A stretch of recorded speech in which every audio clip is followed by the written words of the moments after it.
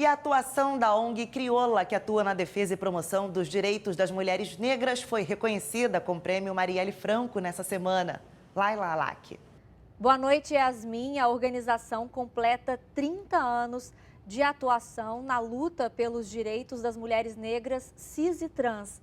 Quem está aqui comigo é a Mônica Sacramento, coordenadora programática do Crioula, que inclusive recebeu o prêmio na Alerj essa semana, já que a Lúcia Xavier está fora do Brasil.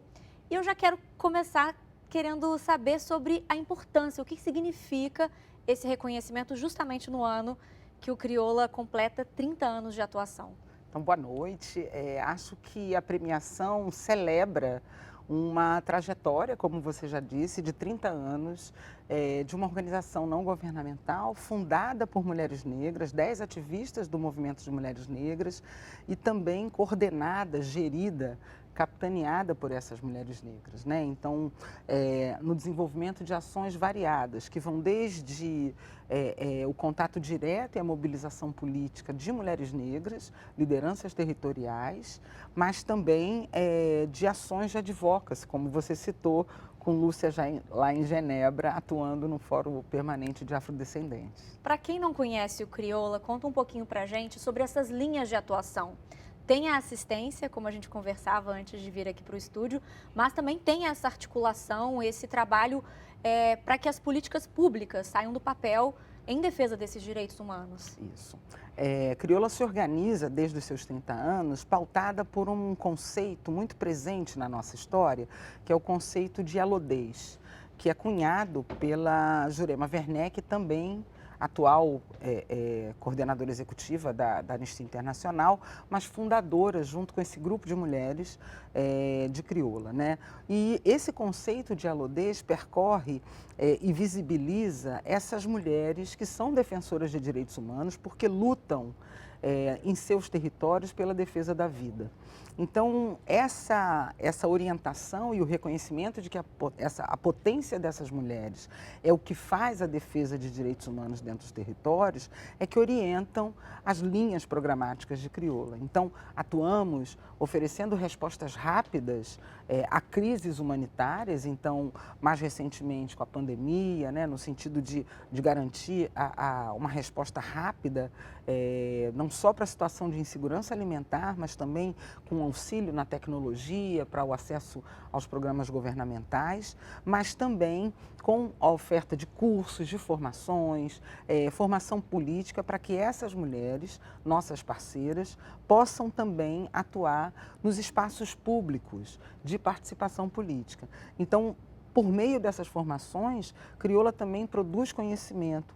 Temos um conjunto de materiais e de pesquisas, estudos de diferentes metodologias, com diferentes metodologias, que tem essa perspectiva, produzir conhecimento para mobilizar essas mulheres e instrumentalizar a luta política dessas mulheres no enfrentamento ao racismo patriarcal cis heteronormativo, mas também, a partir desses documentos e dessas análises, incidimos não só em âmbito nacional, como também em âmbito internacional, realizando um trabalho mais sistemático, mais consistente de intervenção em fóruns multifacetados, multivariados, exatamente para a garantia da qualidade de vida e garantia de direitos das mulheres negras. E você citou a pandemia, a saúde é um dos pontos chaves dessas discussões ou dessa luta.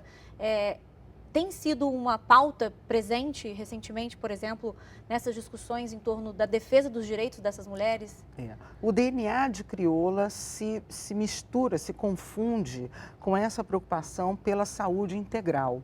Crioula é fundada no momento em que há um projeto de esterilização em massa de mulheres negras, né? Não só de mulheres, mas sobretudo de mulheres negras. Então, a preocupação com a saúde, com a justiça reprodutiva de mulheres negras, com a violência obstétrica que tem nas mulheres negras as suas maiores vítimas, né? Não só no pré-parto, mas também no pós-parto, faz parte da origem de Crioula. Considerando o momento atual que nós vivemos, né, Crioula se juntou a outras organizações, a outras entidades, propondo medidas emergenciais, prioritárias, para os 100 dias do governo Lula, né? Entendendo que é fundamental a implementação da política de proteção, de saúde integral da população negra, né? É fundamental que algumas medidas tomadas, especialmente aquelas que retiram direitos de investimento na educação, na saúde, né, em gastos sociais, possam ser revogadas de maneira que a gente possa retomar e, de fato, garantir uma melhor qualidade de vida e uma vida digna para a população negra, e mais especialmente para essas mulheres, e mulheres cis e mulheres trans. E a gente está falando também do Rio de Janeiro, um estado que no noticiário é muito pautado por questões da violência, infelizmente também violência contra as mulheres. E o público, né, as mulheres negras, cis e trans, são as principais vítimas de todo esse sistema que a gente vive.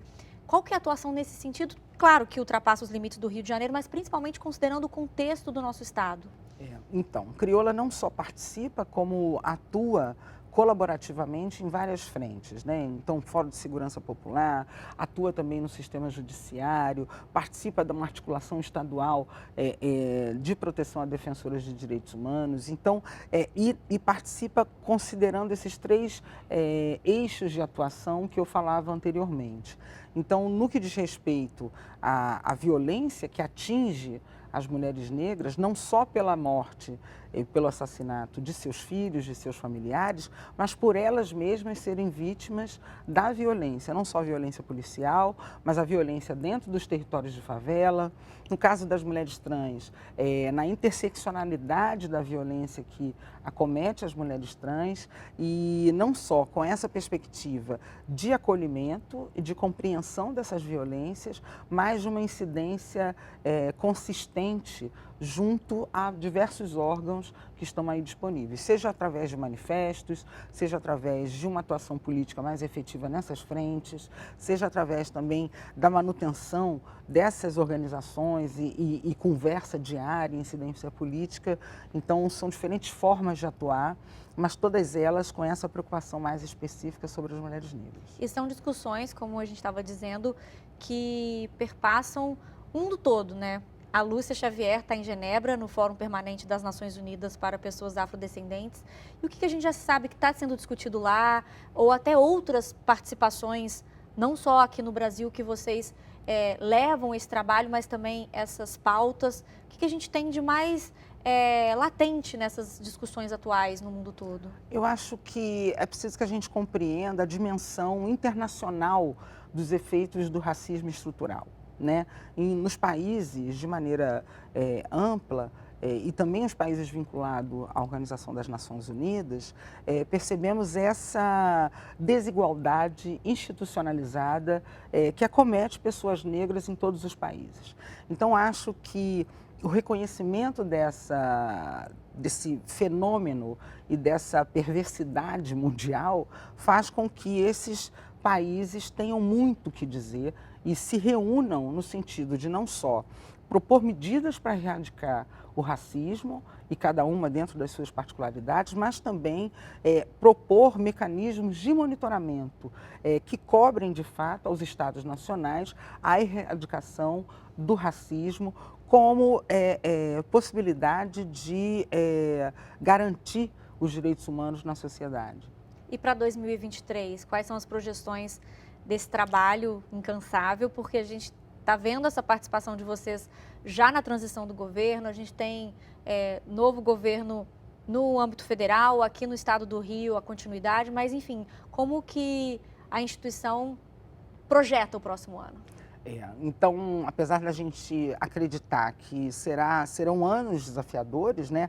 A projeção sempre é plurianual, nunca é anual, mas entendemos que é um momento de profundas oportunidades, e oportunidades inclusive para modificarmos e impactarmos os espaços de participação cívica também para as mulheres negras. A gente há de reconhecer que nos últimos anos houve um aumento da participação política de mulheres negras, cis e trans, nos espaços legislativos. E isso a gente vê também como promissor, na medida em que quanto mais mulheres negras, cis e trans estiverem em espaços legislativos, formulando políticas, atuando de maneira participativa, é sinal e vamos dando resposta a essa democracia que a gente almeja, né? Com igualdade, com equidade social e com justiça, com dignidade para a vida das mulheres negras. E essa sociedade mais justa e igual depende também da participação de todos. Eu queria que você fizesse um convite para que as pessoas conheçam a instituição, de alguma forma participem ou contribuam, enfim, porque são 30 anos de atuação e que venham mais anos sempre pautados pelas melhorias, né? Conhecer a história de Crioula é conhecer também uma perspectiva da democracia brasileira que foi pautada pelo movimento de mulheres negras. E acho que nesse conhecimento, que liga a memória, mas liga ao presente, projeções de futuro, acho importante pensar e dizer que Crioula considera não só aquilo que a fez ser fundada em 1992, mas projeta futuros. Então, Crioula se preocupa especialmente, neste momento atual, com a quantidade de creches que estão disponibilizadas às crianças do Rio de Janeiro, pensando que uma infância sem racismo, ela contribui também para essa construção democrática. Mulheres que estejam garantidas e em seus direitos também constroem possibilidades de afirmação de direitos humanos nos seus territórios. Então, acho que é isso, né? Há um conjunto de materiais que temos produzidos ao longo do tempo, são vídeos, podcasts, inúmeros materiais de pesquisa. Então, acho que vale a pena conhecer e vale a pena também se envolver com essa possibilidade de construção coletiva que Crioula oferece não só para o estado do Rio de Janeiro, como também para o Brasil. Mônica, muito obrigada pela participação, parabéns pelos 30 anos de atuação de Crioula, que venham mais anos de articulações e resultados concretos nessa luta. Nós que agradecemos.